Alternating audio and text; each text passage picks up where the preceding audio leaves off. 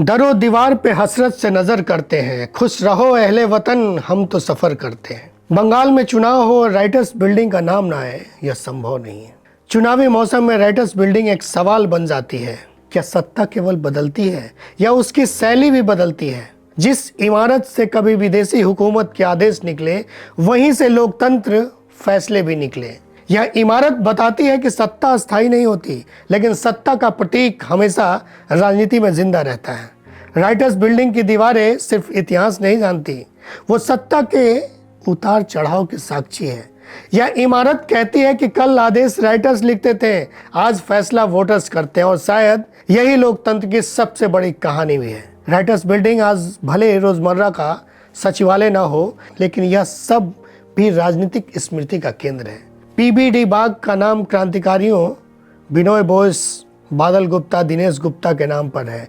यानी यह जगह सत्ता और प्रतिरोध दोनों की कहानी साथ लेकर चलती है। राइटर्स बिल्डिंग कंपनी राज के राइटर्स से शुरू होकर औपनिवेशिक सत्ता का प्रतीक बनी। 1947 याद करें, 1947 के बाद यही इमारत पश्चिम बंगाल सरकार का सचिवालय बनी। यहीं से नीतियां बनी, यहीं से आंदोलन उठे और यहीं से सत्ता बदली।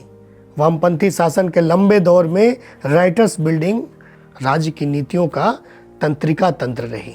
किसान आंदोलन, श्रम कानून, औद्योगिक नीतियां, सबकी फाइलें इन्हीं गलियारों से गुजरी। 2001 जब सत्ता बदली तो इसी इमारत की सीढ़ियों पे दर्ज हुआ, लेकिन 2013 में मुख्यमंत्री ममता बनर्जी ने सचिवालय को हावड़ा स्थित नवन्ना स्थानांतरित कर दिया। कहा गया कि नया दौर, नई प्रशासनिक संस्कृति, पर सवाल भी उठा, क्या यह सिर्फ प्रशासनिक बदलाव था या राजनीतिक प्रतीक का पुनर्निर्माण? नमस्कार दादा, आमी नवनीत सरन और आप देख रहे हैं न्यूज़ी का खास सेगमेंट अमार बांग्ला। 18वीं सदी के उत्तरार्ध में ईस्ट इंडिया कंपनी ने अपने जूनियर क्लर्कों को राइटर्स कहा। 1777 में इस इमारत का निर्माण इन्हीं कंपनी कर्मचारियों के लिए किया गया। उस समय यह एक हॉस्टल और कार्यालय परिसर था, जहां से बंगाल में ब्रिटिश प्रशासन चलाया जाता था। यानी यह इमारत भारत में कंपनी राज के प्रशासनिक नसों का केंद्र थी। समय के साथ राइटर्स बिल्डिंग ब्रिटिश बंगाल सरकार का सचिवालय बन गई। यह इमारत ग्रीक रोमन शैली के स्तंभ और लाल रंग की भव्यता ब्रिटिश साम्राज्य की ताकत का प्रदर्शन करते थे। 8 दिसंबर 1930 यह तारीख राइटर्स बिल्डिंग के इतिहास में हमेशा दर्ज रहेगी। क्रांतिकारी बिनोय बोस, बादल गुप्ता और दिनेश गुप्ता ने इसी इमारत के भीतर ब्रिटिश अधिकारी सिम्पसन पर हमला बोल दिया था। यह घटना औपनिवेशिक सत्ता को सीधी चुनौती थी। आज जिसे बीबीडी बाग का नाम है, वह इन्हीं तीनों क्रांतिकारियों बिनोय, बादल, दिनेश के नाम पर रखा गया है। जब सचिवालय नवन्ना स्थानांतरित हुआ तो कई लोगों ने कहा कि इतिहास पीछे छूट गया, लेकिन क्या इतिहास कभी पीछे छूटता है? क्या पुराने संसद भवनों को लोग भूल गए हैं? क्या लुटियन के नॉर्थ एवेन्यू और साउथ एवेन्यू को कोई भूल जाएगा? राइटर्स बिल्डिंग आज भी राजनीतिक विमर्श का हिस्सा है। यह सत्ता के केंद्रीकरण, प्रशासनिक बदलाव और प्रतीकों की राजनीति का संकेत देती है। चुनाव के दौरान राइटर्स बिल्डिंग एक रूपक बन जाती है, कभी औपनिवेशिक नियंत्रण का प्रतीक और फिर वामपंथी शासन का केंद्र और फिर सत्ता परिवर्तन के गवाह। आज बंगाल में पहचान, विरासत और इतिहास चुनावी नैरेटिव का हिस्सा है। राइटर्स बिल्डिंग की कहानी 3 शब्दों में समाई है। 3 शब्दों में याद रखें, सत्ता, संघर्ष और स्मृति। जहां कभी विदेशी हुकूमत की कलम चलती थी, वहीं आज लोकतंत्र की बहस होती है। और शायद इस इमारत का सबसे बड़ा संदेश यही है, इतिहास की दीवारें हमेशा चुप नहीं रहती, वो वक्त आने पे जनता को याद दिलाती हैं कि असली ताकत हमेशा वोटर के हाथ में होती है। एक समय था जब इस भवन की सीढ़ियों तक साधारण भारतीय पहुंच भी नहीं सकता था। आज यह विरासत स्थल है, जहां लोग तस्वीरें लेते हैं, इतिहास पढ़ते हैं और सोचते हैं, क्या कभी यहाँ से आदेशों ने उनके पुरखों की जिंदगी बदली होगी?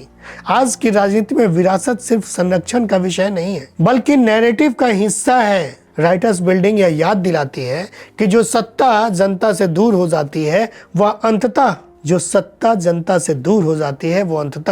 संग्रहालय बन जाती है, म्यूजियम बन जाती है।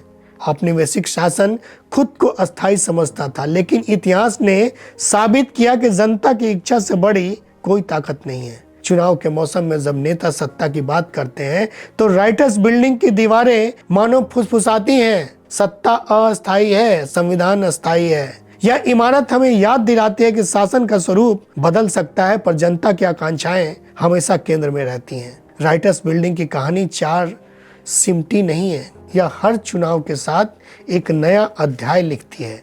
जहां कभी राइटर्स हुकूमत लिखते थे, आज वोटर्स भविष्य लिखते हैं और शायद यही इस ऐतिहासिक इमारत का सबसे बड़ा संदेश है।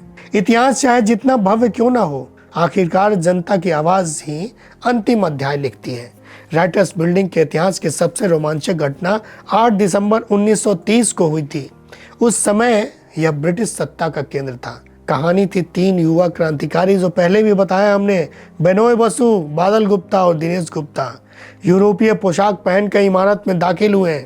उनका लक्ष्य था क्रूर कारागारा महानिरीक्षक N.S. सिम्पसन, जो भारतीय कैदियों पर अत्याचार के लिए कुख्यात थे।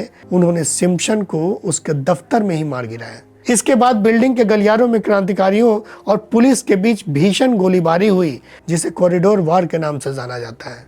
ज्योति बसु का सफेद गलियारा कहा जाता है। आज भारत में राइटर्स बिल्डिंग दशकों तक वामपंथी राजनीति यानी कि लेफ्ट फ्रंट का गढ़ रही। पूर्व मुख्यमंत्री ज्योति बसु ने यहाँ लगभग 23 साल 1970 से 2000 बिताए। कहा जाता है कि उनके समय में राइटर्स बिल्डिंग की कार्य प्रणाली इतनी सख्त थी कि मंत्रियों और नौकरशाहों के बीच एक अनकहा डर और अनुशासन रहता था। यहाँ से लिखे गए फैसलों ने बंगाल में भूमि सुधार और पंचायती राज की नींव रखी, जिसने भारतीय राजनीति की दिशा बदल दी। 2011 में जब ममता बनर्जी ने 34 साल के वामपंथी शासन को उखाड़ फेंका तो राइटर्स बिल्डिंग के बाहर का नजारा देखने लायक था। राइटर्स बिल्डिंग के बारे में कई डरावनी कहानियां भी मशहूर हैं। चपरासियों और रात के प्रहरियों का दावा रहा है कि रात के सन्नाटे में सिम्पसन के चिल्लाने और भागने की आवाजें सुनाई देती हैं।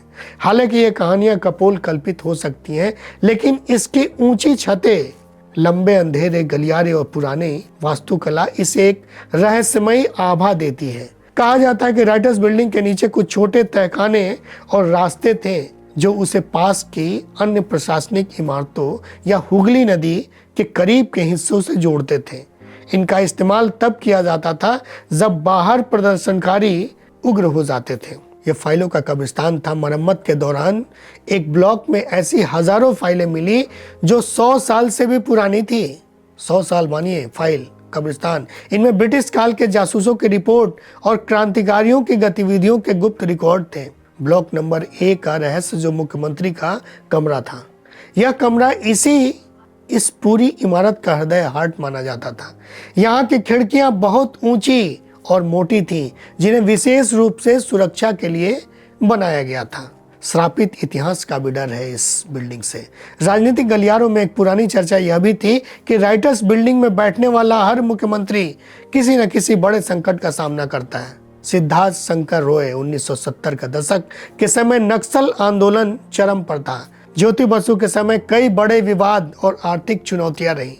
ममता बनर्जी ने सत्ता संभालते ही इस बिल्डिंग को छोड़ने का फैसला किया, जिसे कुछ लोग वास्तु दोष या नकारात्मक ऊर्जा को हटाने के प्रयास के रूप में भी देखते हैं। राइटर्स बिल्डिंग के गलियारों ने एक ऐसी घटना देखी जिसने ममता बनर्जी को बंगाल की राजनीति का सबसे बड़ा चेहरा भी बना दिया था। याद कीजिए 1993 युवा कांग्रेस के नेता के तौर पे ममता बनर्जी ने एक बलात्कार पीड़िता को न्याय दिलाने के लिए तत्कालीन मुख्यमंत्री ज्योति बसु के कक्ष के बाहर धरने पर बैठ गई।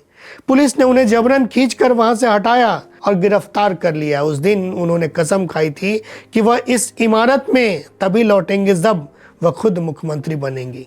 2011 में जब वह जीत कर राइटर्स पहुंची तो वह उनके राजनीतिक जीवन का सबसे काव्यात्मक न्याय, पोएटिक जस्टिस था।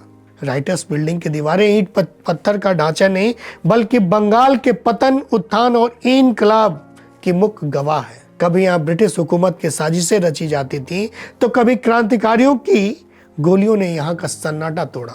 आज भले ही सत्ता का केंद्र बदल गया हो, लेकिन इस इमारत के लाल रंग में आज भी इतिहास की दमक साफ साफ सुनाई देती है। इस ऐतिहासिक सफर को समेटे हुए एक शेर पेश है कि वो इमारत भी ज़माने की गवाह होती है, वो इमारत भी ज़माने की गवाह होती है जिसकी दहलीज से तारीख फना होती है। नमस्कार दादा।